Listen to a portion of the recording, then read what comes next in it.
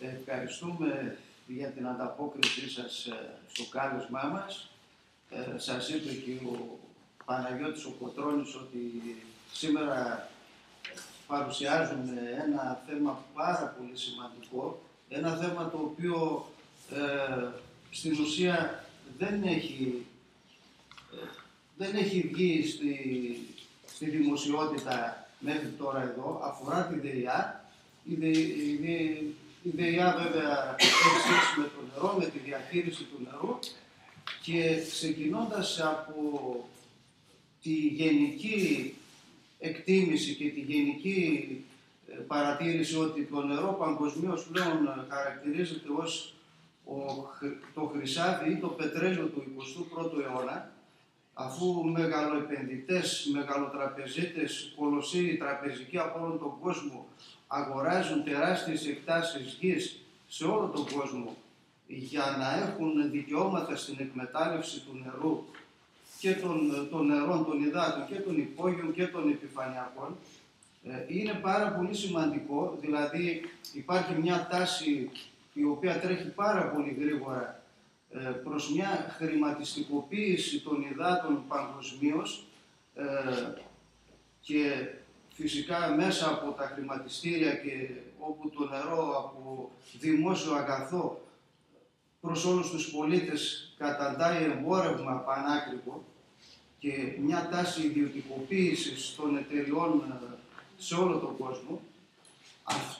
Αυτή είναι η γενική παρατήρηση. Μέσα σε αυτό το πλαίσιο λοιπόν εμείς έχουμε δει και έχουμε διαπιστώσει με στοιχεία πλέον ότι και η διοίκηση της ΔΕΙΑ Σερών έχει βάλει εδώ και ένα χρόνο τουλάχιστον από τα στοιχεία που έχουμε ένα σχεδιασμό προς μια ιδιωτικοποίηση της ΔΕΙΑ, μια σύνδεσή της με άλλες ΔΕΙΑ, μια απορρόφησή της από άλλες εταιρείες, μεγαλύτερες εταιρείες διαχείρισης υδάτων. Άλλωστε πρόσφατα είχαμε και την επίσκεψη του Γάλλου Προέδρου του Ολάντ στην Ελλάδα και ένα από τα ζητήματα που έθεσε ήταν η προώθηση και των μεγάλων γαλλικών εταιρεών διαχείρισης υδάτων όπως είναι η ΣΟΕΣ και στην Ελλάδα. Και λέμε ότι όλα αυτά τα πράγματα δεν είναι άμυρα και ανεξάρτητα από αυτά που συμβαίνουν στη ΔΕΙΑ. Τι συμβαίνει λοιπόν στη ΔΕΙΑ? Με τα στοιχεία που έχουμε και ήδη τα έχουμε δημοσιεύσει, έχουμε ζητήσει πληροφόρηση από τον πρόεδρο της ΔΕΙΑ ακόμη από πέρσι τον Ιούνιο, συγκεκριμένα από τις 16 Ιουνίου του 2012, και μέχρι τώρα δεν μας έχει δοθεί τίποτα απολύτως κατά παράβαση και της νομοθεσίας αλλά και του κανονισμού λειτουργίας της ΔΕΙΑ, διότι ο νέος κανονισμός της ΔΕΙΑ που προβλέπεται και ο παλιός βεβαίως, θα τα πούμε αυτά στη συνέχεια λίγο πιο αναλυτικά, χαρακτηρίζει ως πειθαρχικό παράπτωμα το να μην απαντάει η δημοτική επιχείρηση σε αιτήματα πολιτών για διάφορα ζητήματα. Εμείς λοιπόν με επίσημο έγγραφό μας ως διάβαση πεζών από τις 14 Έκτου του 2012 ζητήσαμε από τον πρόεδρο της ΔΕΙΑ να μας γνωστοποιήσει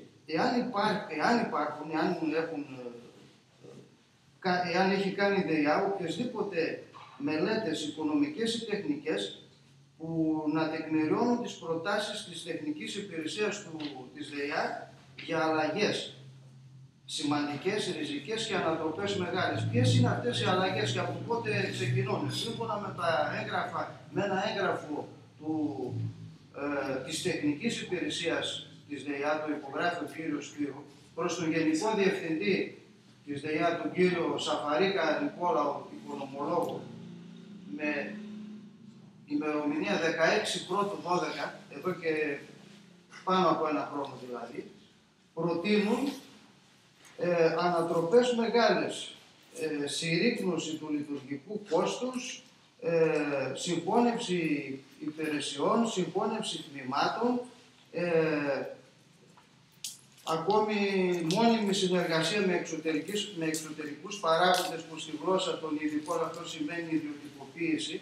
Μέχρι τώρα οι συνεργασίες αυτές ήταν έκτακτες και ειδικές, αλλά από εδώ και πέρα, σύμφωνα με τις προτάσεις, πρέπει να επεκταθούν αυτές οι συνεργασίες με εξωτερικούς συνεργάτες, με ιδιώτες δηλαδή, σε πάγιες και διαρκείς δραστηριότητες της επιχείρησης που αγγίζουν και αυτή την ίδια την καθημερινή λειτουργία.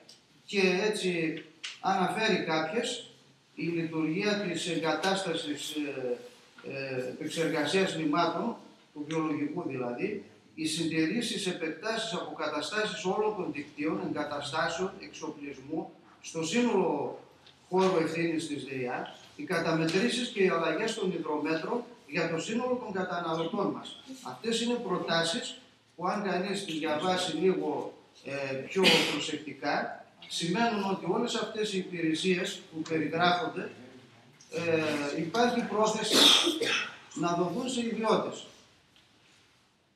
Εμείς θεωρούμε ότι το βασικό πρόσωπο, το πρόσωπο κλειδί που διαμορφώνει το θεσμικό πλαίσιο ή σμπρώχνει για να διαμορφωθεί το θεσμικό πλαίσιο για αυτές τις αλλαγές προς την κατεύθυνση της ιδιωτικοποίησης είναι ο Γενικός Διευθυντής της επιχείρησης, ο κύριος Σαφαρίκας, ασφαλώς και σε συνεργασία με την πολιτική ηγεσία και της ΔΕΙΑ, του κύριου Αραμπατζή, αλλά και του Δήμου, διότι δεν μπορεί, αν δεν είχε το OK από αυτούς, να προχωρήσει σε τέτοιες αλλαγές. Αυτό που συμβαίνει αυτές τις μέρες είναι ότι επίκειται η αλλαγή του οργανογράμματος της ΔΕΙΑ, νέος οργανισμός εσωτερικής υπηρεσίας, με πολύ λίγες, που προβλέπει πάρα πολύ λίγες οργανικές θέσεις, από 115 που είναι τώρα κατεβαίνουν στις 95 και πιο κάτω ακόμη, διότι θα υπάρξουν και συνταξιοδοτήσεις χωρίς νέες προσλήψεις. Την ίδια στιγμή που, για σύγκριση να αναφέρουμε, το οργανόγραμμα ή ο νέος οργανισμός εσωτερικής υπηρεσίας, όπως λέγεται, της ΔΕΙΑ, για παράδειγμα Αλεξανδρούπολης, ενός Δήμου με πολύ λιγότερο πληθυσμό από το δικό μας, προβλέπει 276 οργανικές θέσεις. Της ΔΕΙΑ Βέρειας προβλέπει 145 οργανικές θέσεις. Και λέμε, φυσικά οι οργανικές θέσεις, ο αριθμός των οργανικών θέσεων από μόνος του δεν είναι το απόλυτο κριτήριο. Και πάντα έχει σχέση με το εύρος των δραστηριοτήτων της επιχείρησης. Τι γίνεται όμως, την ίδια στιγμή που μειώνονται δραστικά οι οργανικές θέσεις, υπάρχει διακηρυγμένη άποψη της διοίκησης να διευρυνθεί πάρα πολύ ο κύκλος εργασιών και δραστηριοτήτων, να περιλάβει ακόμα και δίκτυα άρδευσης, όχι απλώς ίδρευσης, εμφιάλωση νερού, άλλες δραστηριότητες με φωτοβολταϊκά, με ανανεώσιμες πηγές ενέργειας. Και λέμε, είναι δυνατόν, ενώ ο Δήμος διευρύνθηκε, ο καλλικρατικός εννοούμε, ενώ η διοίκηση διατυπώνει σχέδια για να αυξήσει πάρα πολύ τις δραστηριότητές της, την ίδια στιγμή να μειώνει τις οργανικές θέσεις, την ίδια στιγμή ο κύριος Σαφαρίκας να θεωρεί ότι παρά τις μειώσεις που γίνανε στο μισθό των εργαζομένων, είναι ο μεγάλος βραχνάς στο οικονομικό κόστος της επιχείρησης που πηγαίνει σε μισθοδοσία και σε οτιδήποτε έχει να κάνει με τους εργαζόμενους. Αυτά τα πράγματα λοιπόν δεν συμβιβάζονται. Η μόνη λύση είναι εξής, που την περιγράφουν άλλωστε καθαρά, ότι θα κρατήσει η ΔΕΙΑ τον κεντρικό, τον επιτελικό σχεδιασμό και το management και θα δώσει όλες τις υπηρεσίες σε ιδιώτες.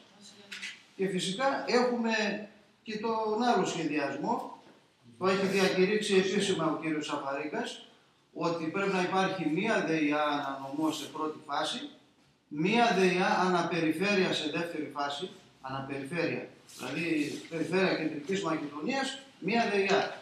Και επίσης, εφόσον η ΔΕΙΑ είναι επιχειρήσεις, πρέπει, λέει, να ισχύουν ό,τι ισχύουν για όλες τις επιχειρήσεις και για τη ΔΕΙΑ να μπορεί να συγχωνεύεται, να εξαγοράζεται από κάποια άλλη ΔΕΙΑ και μάλιστα όχι απλώς όμορη ΔΕΙΑ, αλλά μπορεί και η ΔΕΙΑ Αθηνών, όπως λέει στην παρουσίασή του σε ένα φόρουμ που έγινε στην Κατερίνη τον περασμένο Οκτώβριο, να μπορεί π.χ. η ΔΕΙΑ Αθηνών να εξαγοράσει τη ΔΕΙΑ Θεσσαλονίκης ή των Σερών, όπως συμβαίνει σε όλες τις επιχειρήσεις.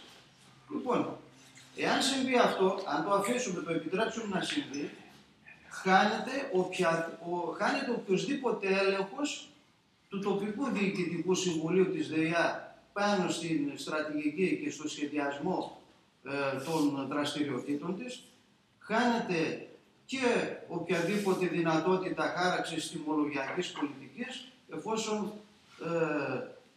η ΔΕΙΑ θα περάσει σε μια μεγαλύτερη εταιρεία διαχείρισης υδάτων και ενδεχομένως μπορεί να είναι και αυτή να απορροφηθεί ή να εξαγοραστεί από μια ξένη εταιρεία όπως είναι η Γαλλική Σουές, για παράδειγμα, λέμε εμείς. Αυτά τα πράγματα δεν έχουν αναδειχθεί καθόλου μέχρι στιγμής. Έγιναν βέβαια ακροθυγώς κάποιες αναφορές και στο Δημοτικό Συμβούλιο, πάλι από τη διάβαση πεζών.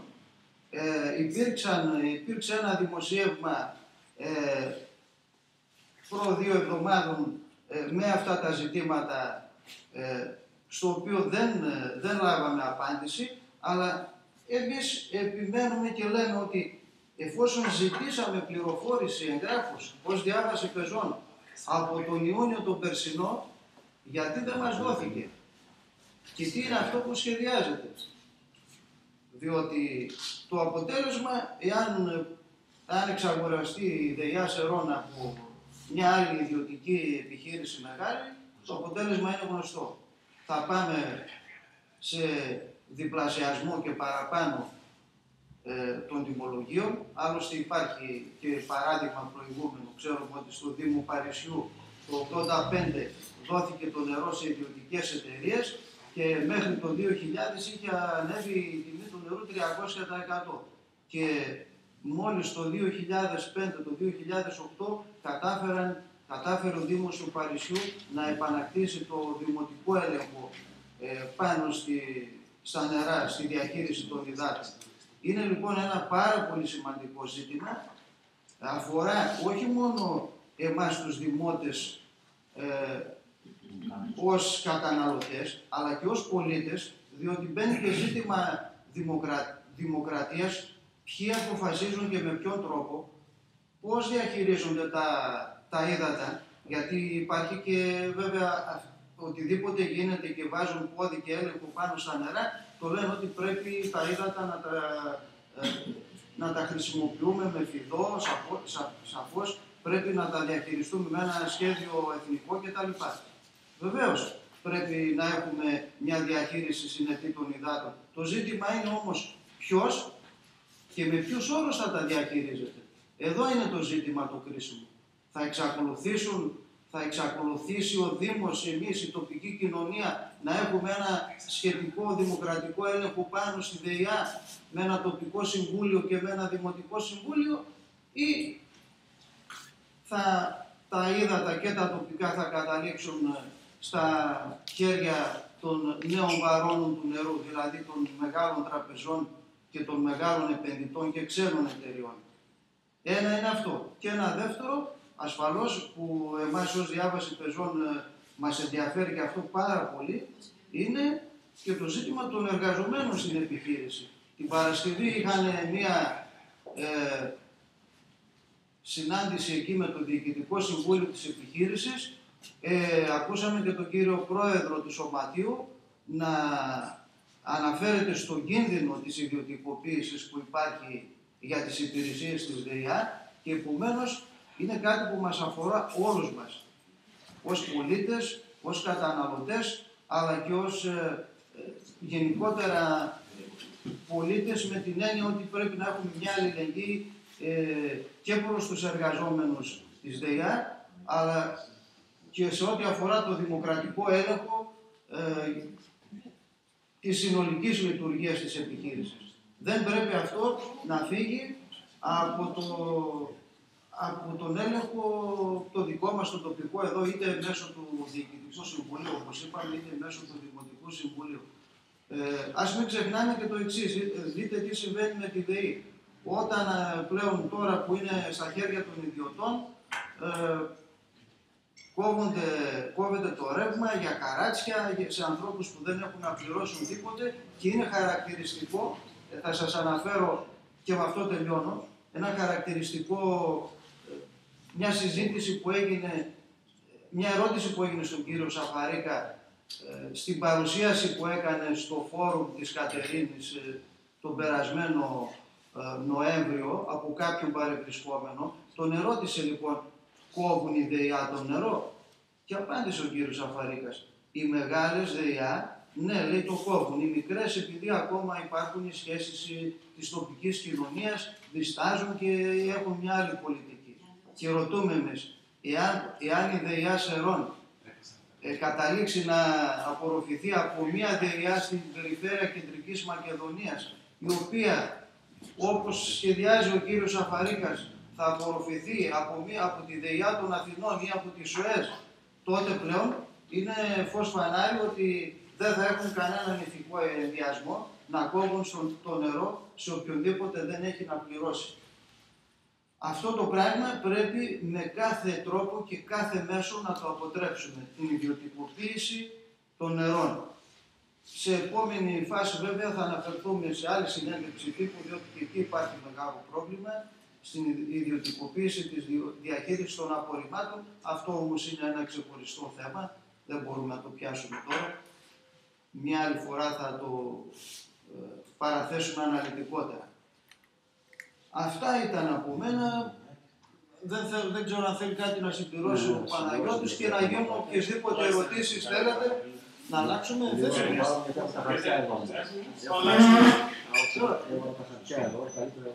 Εκεί. Για να μην τα κοινότα. Εντάξει.